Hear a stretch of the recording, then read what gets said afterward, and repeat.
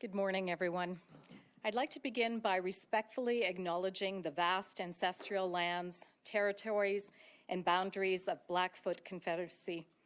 We also acknowledge the Tsuut'ina Dene First Nations, the Stoney Nakoda Sioux First Nations, the Chiniki, the Bearspaw, and the Wesley First Nations.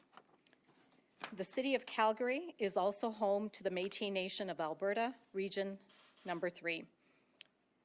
Today, many Indigenous and non-Indigenous nations call this area home on these traditional lands. I am very happy to be here to share some good news coming to Alberta's primary healthcare system. Primary healthcare is an Albertan's first contact with the health system, usually in the community and through a family physician. Every Albertan deserves to have access to high-quality primary care. We know that currently many Albertans cannot find a family doctor or have trouble getting in to see the current one that they have. Many feel there is no one to help them with the care they need, so they end up going to an emergency department at a hospital or not getting any care at all. Alberta is not alone in trying to deal with these challenges. Similar pressures are occurring throughout the whole country, and in fact, this is something I heard from my colleagues, the Ministers of Health from across Canada, when I was in PEI last week. We know we need to deal with these challenges right now. And I want to be very clear today. Alberta's government is fully, and I mean fully, committed to taking action to stabilize, to strengthen, and to improve Alberta's primary healthcare system. One goal is for every Albertan to have access to a primary healthcare provider when and where they need it. Another goal is for Indigenous peoples to have access to appropriate care that meets the unique needs of their communities and is free of racism. There are no easy solutions to get us to where we need to be on both these fronts. To achieve these goals, we must make primary healthcare the foundation of the entire healthcare system. It will mean less pressure on our emergency rooms, our hospitals, and other parts of the healthcare system. It's about supporting the entirety of the healthcare system as a whole for the benefit of every Albertan. The Modernizing Alberta's Primary Healthcare System initiative, known as MAPS, is a critical part of this shift. As you may recall, advisory panels made up of primary healthcare leaders, Indigenous peoples, and national and global experts were created as part of MAPS last fall by the previous Minister of Health, Jason Copping. The panels were tasked with identifying immediate, medium, and long-term improvements to strengthen Alberta's primary healthcare system. The panels submitted their final reports and recommendations last spring, and we have reviewed their work and are releasing these reports today. So I want to thank everyone who helped craft these recommendations, some of whom are standing with me here today. It is indeed excellent work. And I know they were built based on what people in the system told you they need, since you led extensive engagement with healthcare professionals, including Indigenous healthcare leaders and patients over many months to help you land on these sets of recommendations. Thank you in particular to Dr. Janet Reynolds and Dr. Tyler White, both of whom are here with me today, for your leadership in the panel's efforts. The recommendations will be our guideposts for actions to build a better system. And while we work with our partners, including Indigenous communities, on how we can best act on these recommendations in the medium and longer term, we are also taking immediate action where we can. We know that we cannot wait to make changes. Albertans need better access, and our healthcare providers need our help as soon as possible. So today, I am pleased to announce a number of immediate actions that will help to stabilize and strengthen Alberta's primary healthcare system. First, we will be forming a task force with a number of specific tasks, including developing an improved compensation model for family medicine, with the goal to better support physicians and their teams to have a viable practice that can meet all the care needs of their patients. I want to highlight the importance of this piece.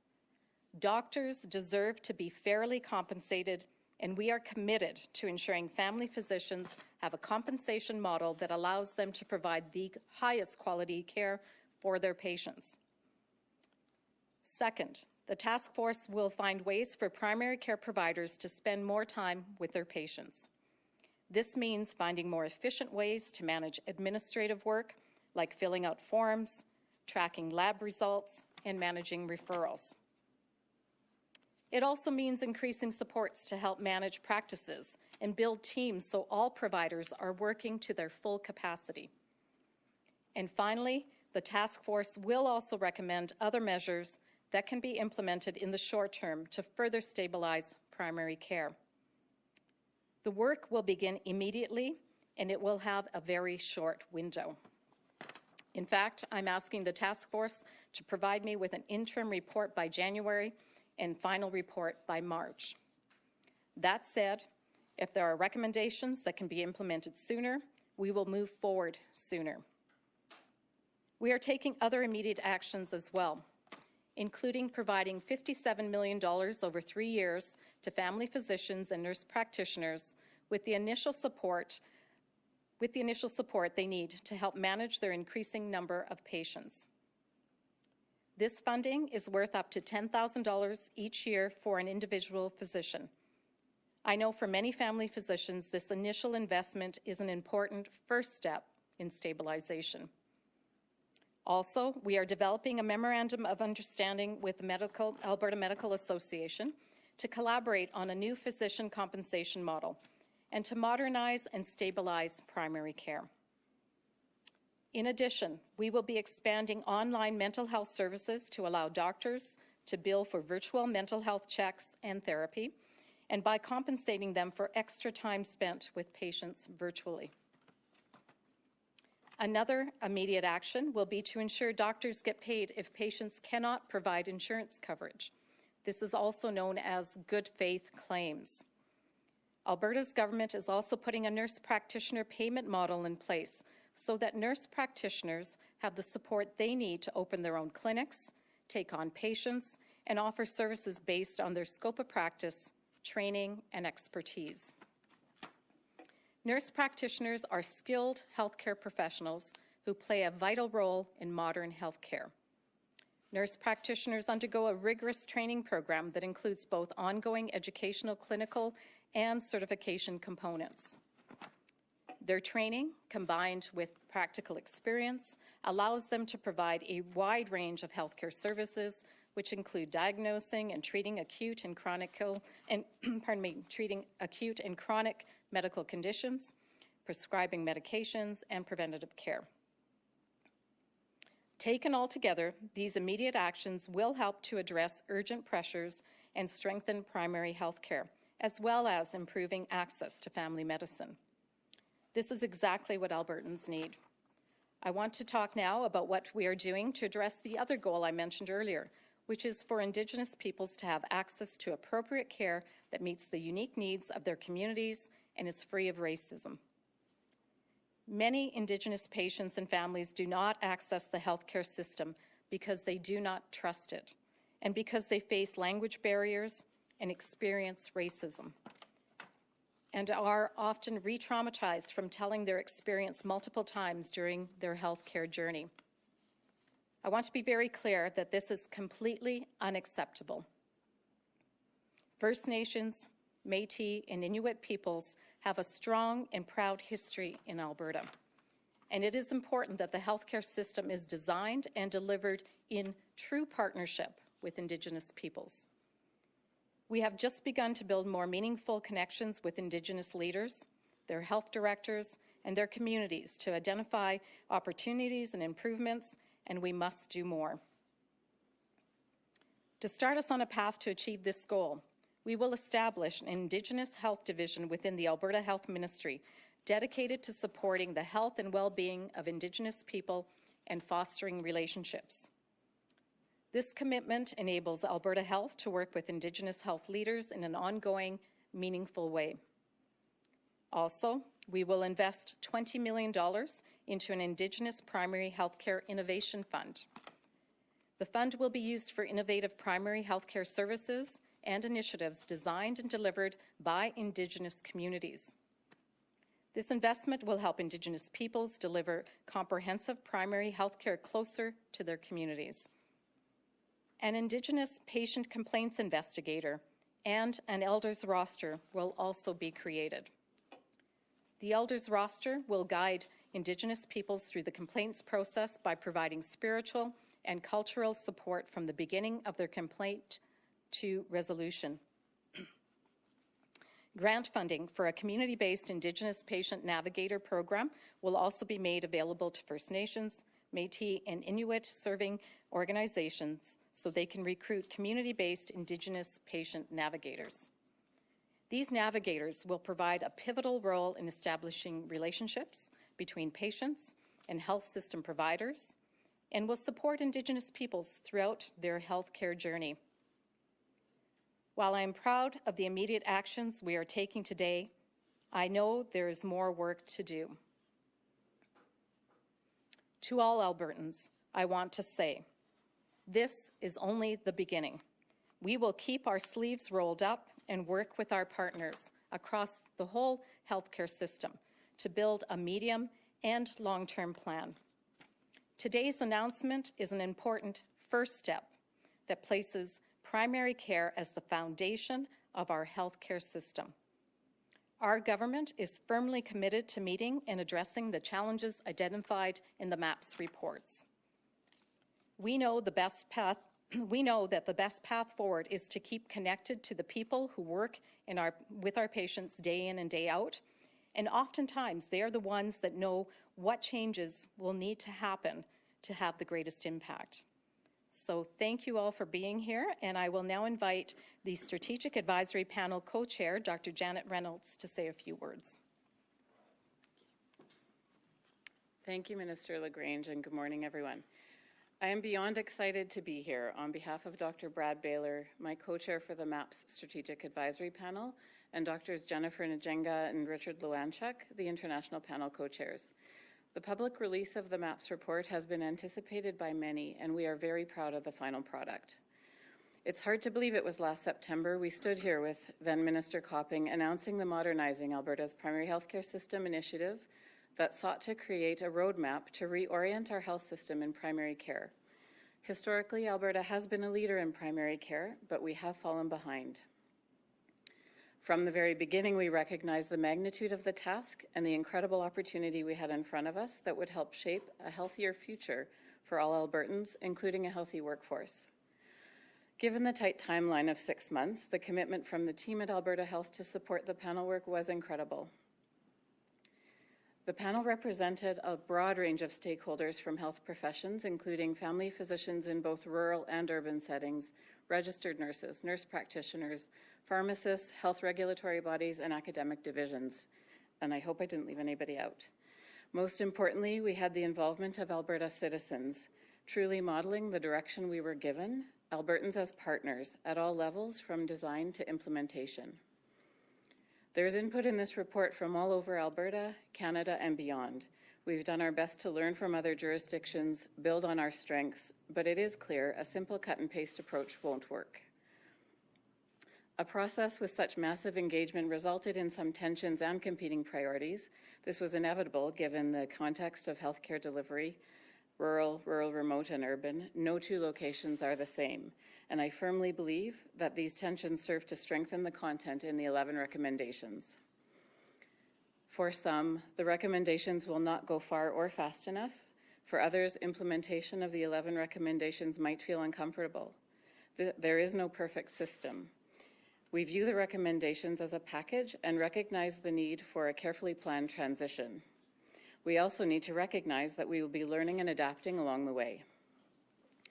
Speaking personally as a family physician with a leadership role in a primary care network, it has felt like we've reached our maximum potential in the current structure. The MAPS recommendations represent a leap forward for our primary healthcare system, serving to strengthen and clarify governance and community involvement. The report also recognizes the need for collaboration across multiple government departments. Integrated team-based care that allows Albertans to access primary care from the most appropriate team member at the right time in the right place is the only way to ensure equitable access to care across our province. I know Minister LaGrange understands this, but I want to emphasize the 11 recommendations in the Strategic Advisory Panel report should be considered together with the independent advice in the Indigenous Panel report.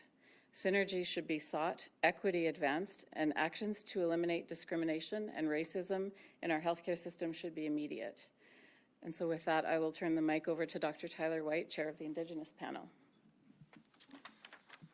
Thank you, Dr. Reynolds.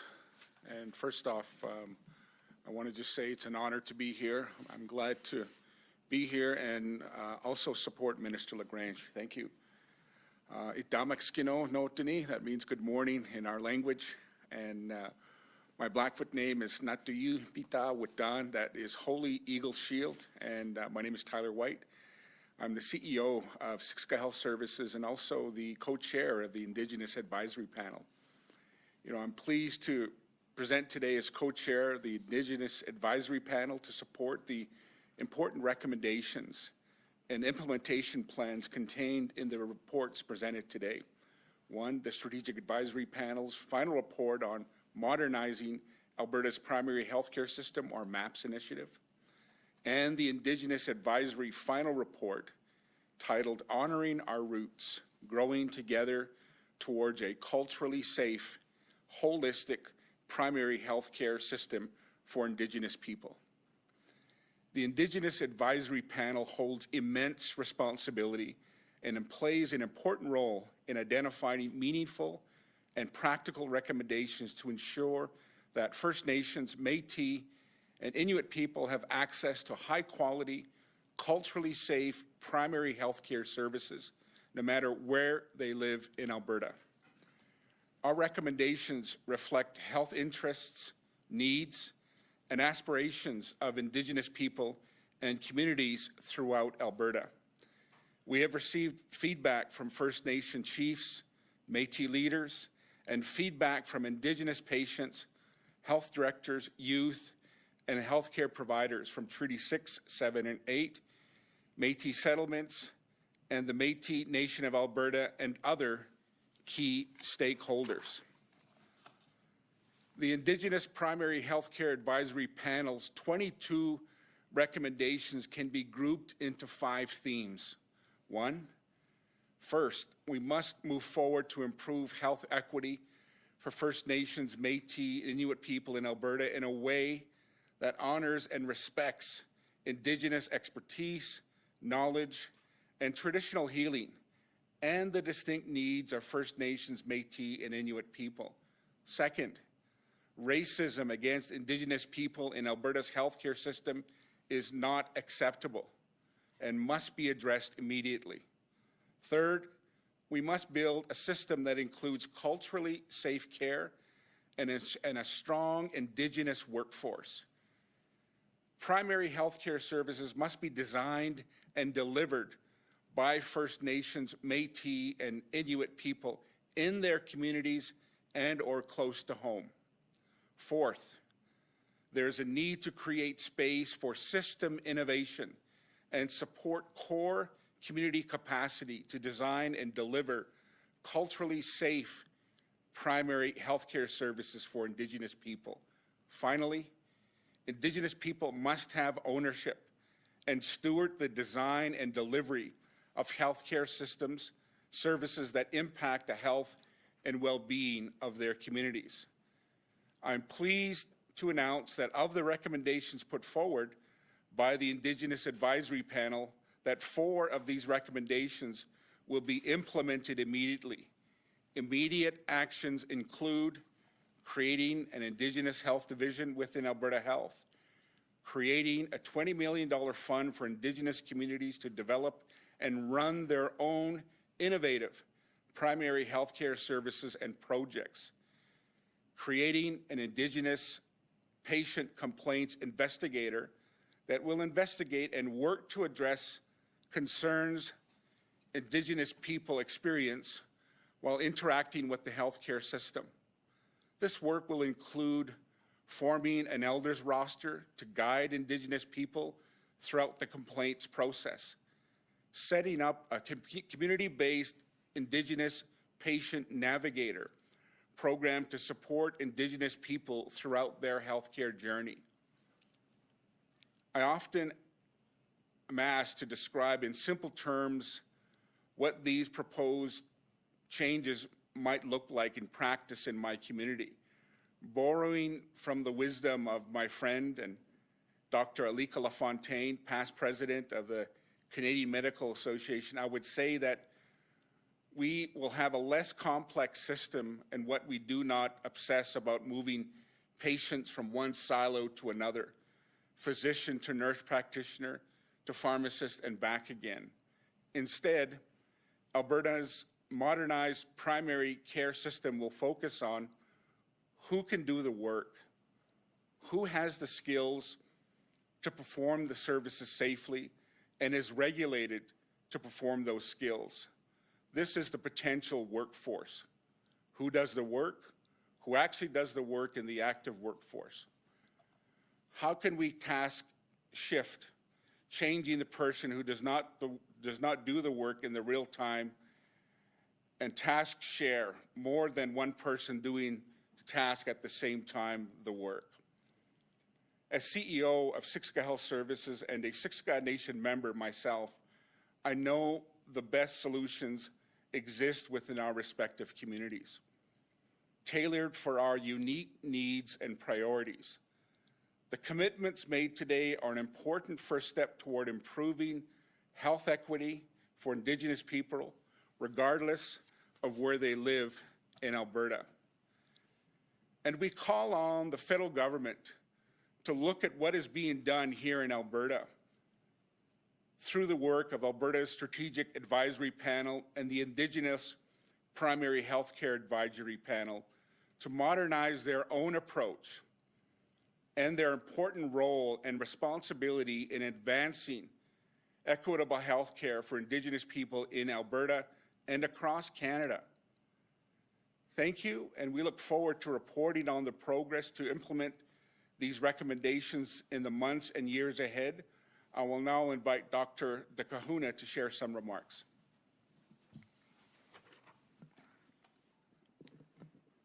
Thank you, Dr. White, and thank you, Minister LaGrange, for the invitation to speak today.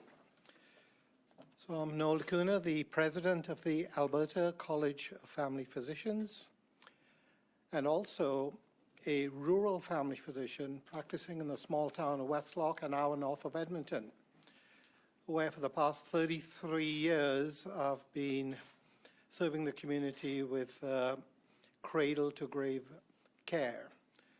So this MAPS report is very relevant to me personally, and more importantly, to the patients I serve.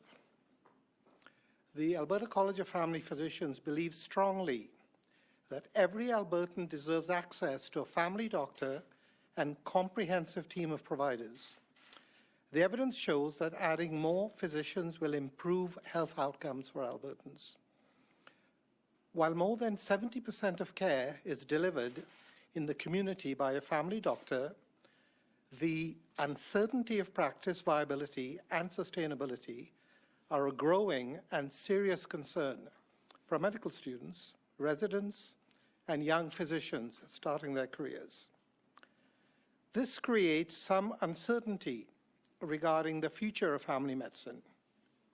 In fact, these issues are a significant reason why fewer medical students are choosing to pursue family medicine as a specialty. We need meaningful responses to this trend with a system redesign. Alberta's family physicians need to be supported by a health system that understands both the communities they serve and the resources needed to take care of the population they serve. To retain the family physicians we have and attract new ones, we need to build new systems that support family physicians, and primary healthcare teams to provide quality, comprehensive care close to home for their patients. The MAPS report presents a well-grounded case for change. There are several core recommendations to refocus the primary healthcare system, which includes access to team-based care, integration between primary healthcare and community care, and a foundation for a coordinated and accountable primary healthcare system. Specific rural implementation details with each of the recommendations have been documented, which is good to hear from a rural family physician like myself. We are encouraged that key primary care partners, including the Alberta Medical Association and the Alberta College of Family Physicians, will be part of the task force to provide recommendations on ways to reduce the administrative burden for primary care providers and their teams, which takes time away from seeing patients. New innovative remuneration models to support comprehensive primary care, and providing resources to help family physicians with growing patient caseloads. We are also pleased with the proposed new governance models that will allow for more effective support for the patient's medical home and for unattached, vulnerable patients. Team-based care will improve access to care for all Albertans. We are pleased to join the task force and believe continued collaboration and immediate action will bring us closer to our collective vision, which of course is improved primary health care and outcomes for all our citizens. Thank you. Great, thank you, Doctor. We'll move into the Q&A portion. So with us, just as a reminder, we have Minister LaGrange, Dr. Janet Reynolds, co-chair of the Modernizing Alberta's Primary Healthcare System Strategic Advisory Panel, Dr. Tyler White, CEO of Siksika Health Services and chair of the MAPS Indigenous Panel, and Dr. Noel DeCunha, president of Alberta College of Family Physicians. So we'll start with questions in the room, and then we'll go to the phones. Do we have a first question at the mic? Jonathan Bradley, Western Standard. The Alberta United Conservative Party promised during the election to bring in an Alberta's Calling signing bonus to recruit more healthcare workers. What is the status of that at the moment? Well, we are recruiting more healthcare workers. I was in PEI with the ministers of health from right across Canada, and we're all going through the same exercise. Everybody is looking for more healthcare professionals right across all the gamuts, whether it's nurses, doctors, healthcare aides, etc. I can say that in family physicians, we have recruited an additional 109. We've increased by 109 across the province, but we know that that's not enough. My follow-up question is, 7 Alberta hospitals have reinstated mask mandates because of a directive from Alberta Health Services. What do you think of that? Well, the directive on enhanced masking really is in response to COVID making an appearance on those units. And so they're taking a very surgical approach, and where there is an outbreak on a unit, that they are requesting and having enhanced masking for their workers. And obviously, they also have a path forward for removing those masks when the time comes. Great, thanks, Jonathan. Next question at the mic. Thank you. Hannah Said, City News.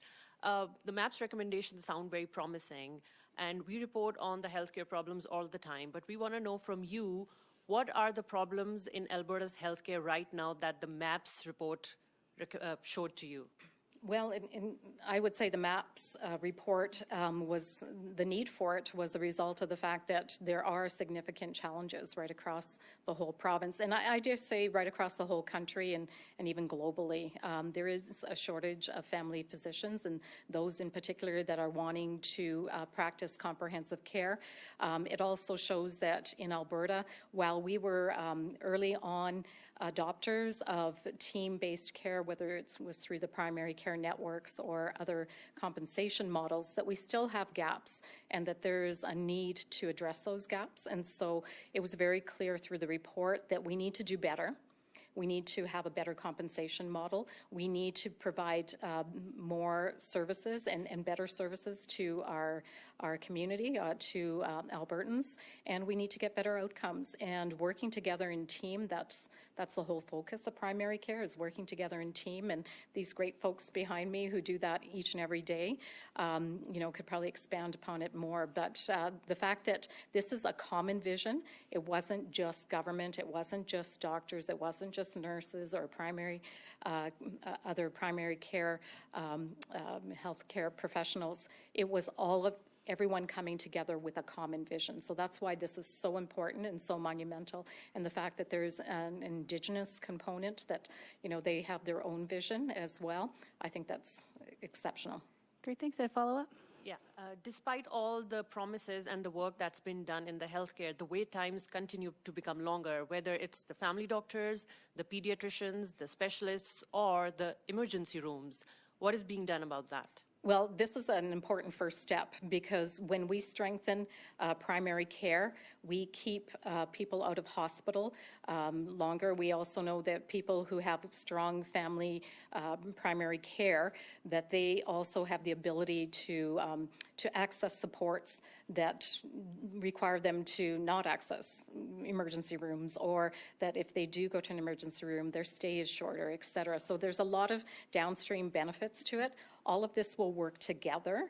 It has to be a multi-pronged approach. It cannot be just this or that. That's why Dr. Reynolds really spoke to the fact that all of these recommendations have to be taken together. They can't just be a selective menu. We have to look at all of the elements and act on all of them.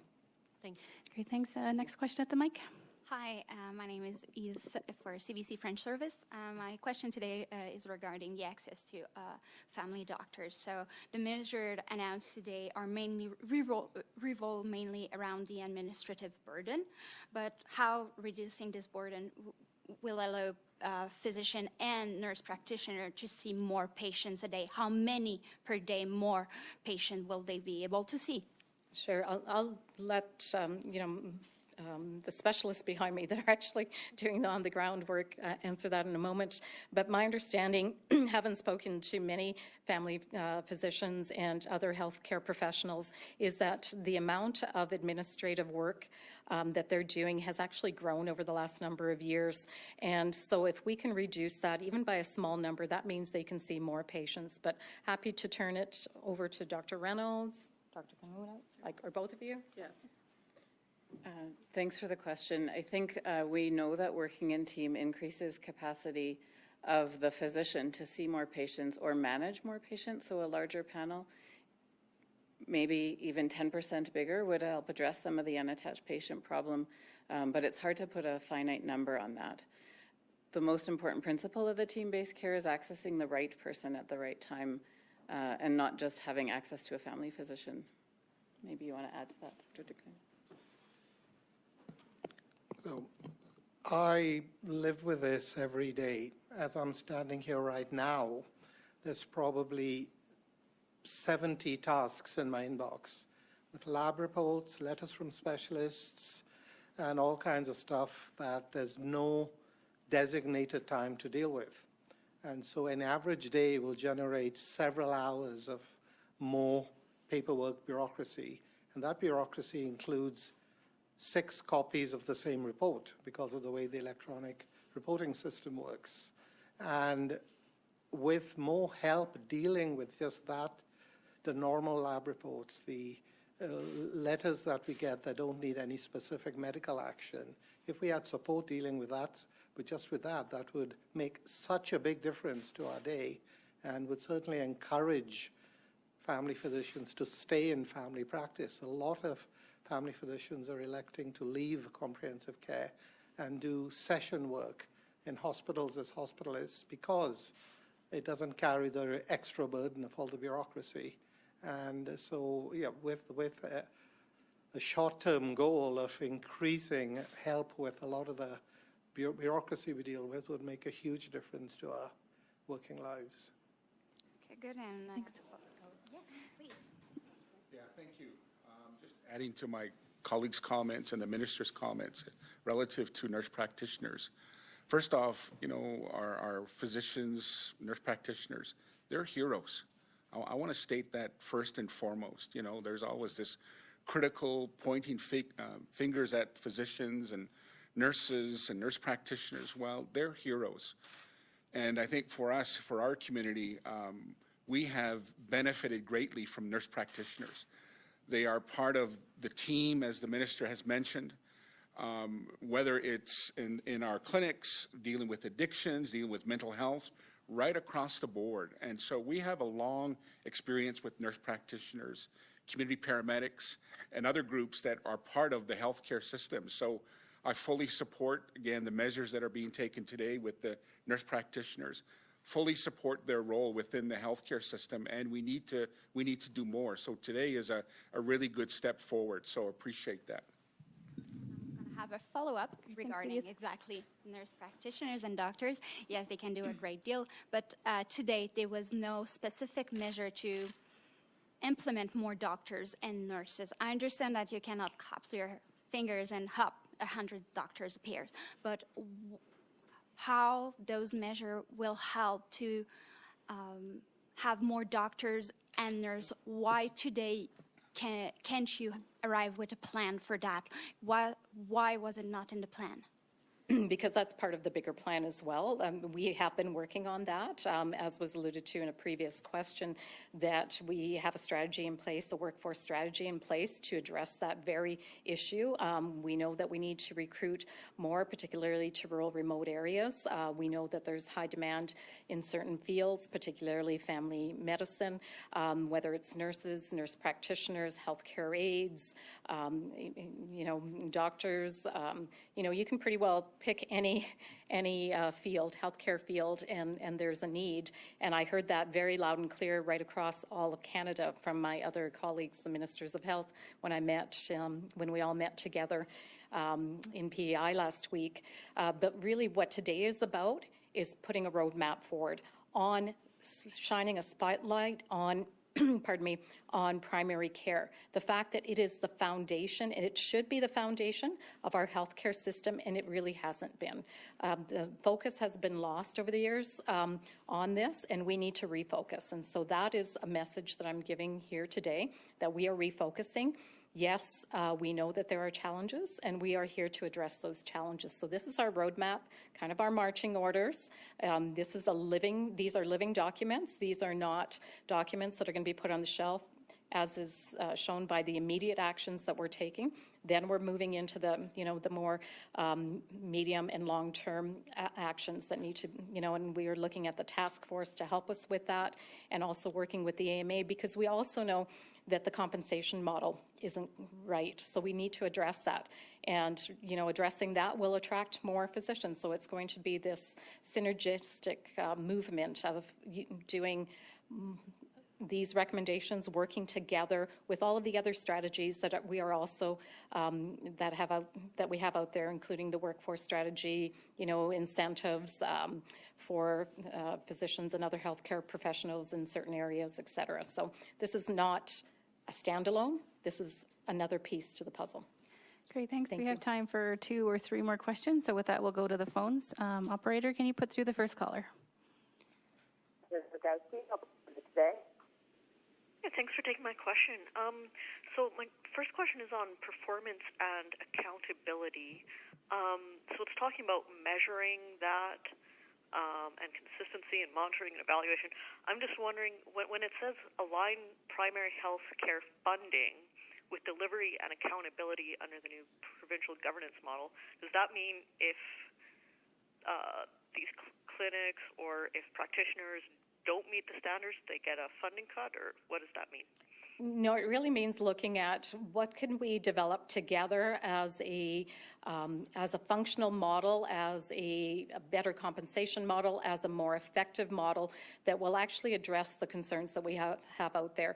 And one of the biggest concerns is that we have a large number of individuals, Albertans, that aren't attached to a family comprehensive primary care provider. So we need to ensure that we are able to get that attachment. So it really is looking to, looking at what are the systems that we have in place right now, whether it's primary care networks, whether it's individual clinics, et cetera, fee-for-service, all of these different elements that we have, what's working well, what's not working so well, and how do we then move things forward and have some accountability to make sure that we have the ability for all Albertans to have a primary care home. Catherine, a follow-up? Yeah, and this might be for Dr. White, but if the minister wants to answer as well. The Indigenous panel report talks about systemic racism within the healthcare system, but it also says that, of course, health doesn't exist in a vacuum. And I know, of course, the focus was on health, but is the hope that by addressing the racism within the healthcare system mean we can heal in other areas, or do we need to address things at a parallel level, like in the justice system, in the education, in environment? Well, I would say that we will need to address it in all these areas, for sure, that you mentioned. That being said, we know that in health, it does exist, and so to acknowledge that it exists and then put a strategy in place to counteract it is very, very important, but I will leave that to Dr. White to expand upon. Thank you, Minister. And just to add to Minister's comments, I think, for one, we have this acknowledgement that it does exist. We have examples across the country of extremely heartfelt and difficult situations. So I'm glad that was one of the things that the report has acknowledged and a pathway to address. And one of those ways are through our ways as Indigenous people, by using navigators, using elders, getting feedback and guidance from Chief. There's not a one-size-fits-all with this approach. We have to be respectful of the different treaties, Métis, Inuit groups here, and so I'm encouraged that we have this pathway and runway and to be able to be creative and be able to support these urgent needs that do exist. So thank you. Great, thanks. Operator, can we put through the next caller? CBC. Hi there. Not sure if you can hear me. I just had a question for Dr. Reynolds about recommendation 11 in the MAPS report. It talks about significantly investing in primary care and says the total level of funding required to implement the recommendations must be sufficient to fully address the gaps noted and implement the full set of recommendations. But you don't give a proportion of how much you're saying that primary care is underfunded. What kind of investment do you think is necessary to implement all of these recommendations you've included here? Yeah, I'm not sure if that's a question for me or the minister. It's really difficult to articulate, but it's a magnitude that doesn't exist right now, is what I would say. There's acknowledgement with the launching of the MAPS initiative and the report that there's investment needed throughout the whole primary healthcare system, and the exact number is absolutely yet to be determined. Currently, we know it's, depending on the numbers that you look at, less than 20% of all health spending is spent in primary care, and it needs to be much bigger if that's to be our strong foundation for Albertans. I don't know if you want to add anything. Sorry. Yes, happy to add a little more to that, and agree with what Dr. Reynolds has indicated. We know that in budget 23-24, we allocated $125 million over 3 years, really to start the process and to work on these initial first steps, but we know more is required, and that's why the task force timelines are so tight. I'm expecting an interim report by January, a final report by March, so that it can inform the next budget. That's why I'll be working very closely with the Alberta Medical Association, looking at a compensation model that we can move forward on. So we know that more is required, but what that number is, we don't know just yet. And a follow-up? Yes, back to nurse practitioners. I think this is a question for the minister. We've heard promises about talks about getting nurse practitioners up and running their own clinics, being able to bill for a long time. What is your timeline for actually bringing this to fruition? Well, we will be working with the College of Nurses as well as the Association of Nurse Practitioners to get this up and running as quickly as possible. Of course, it'll be dependent on the nurse practitioners themselves and their desire to move into this space, but my understanding is they're very keen to get going. Great, thank you. Operator, can you put through our last caller? Lisa Journal. Hi, thanks for taking my question. I'm hoping that Dr. Reynolds can answer this one because there's a lot of language in this report that I think warrants a little bit of translation just to simplify it for Albertans.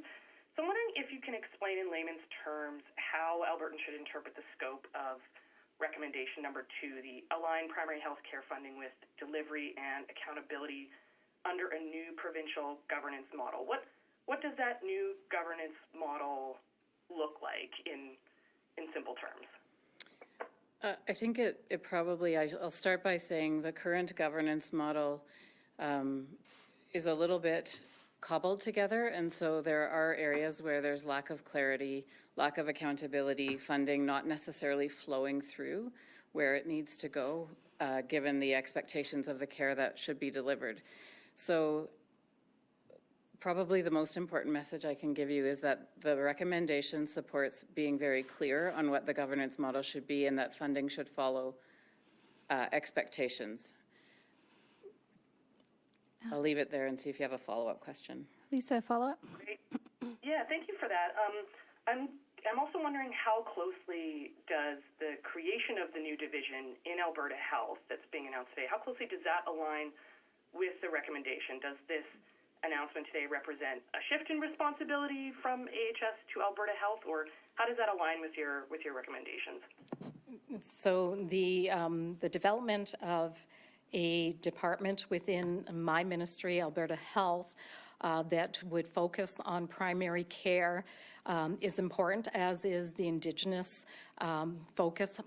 What will happen is there will actually be an assistant deputy minister in both those areas with staff that will be focused on ensuring that we develop policy and implement the recommendations, and that they'll be able to work with partners. Right now, we don't have that. That doesn't exist within the department, and it needs to exist given the prominence that we are making on these very important aspects of the maps and the Indigenous maps.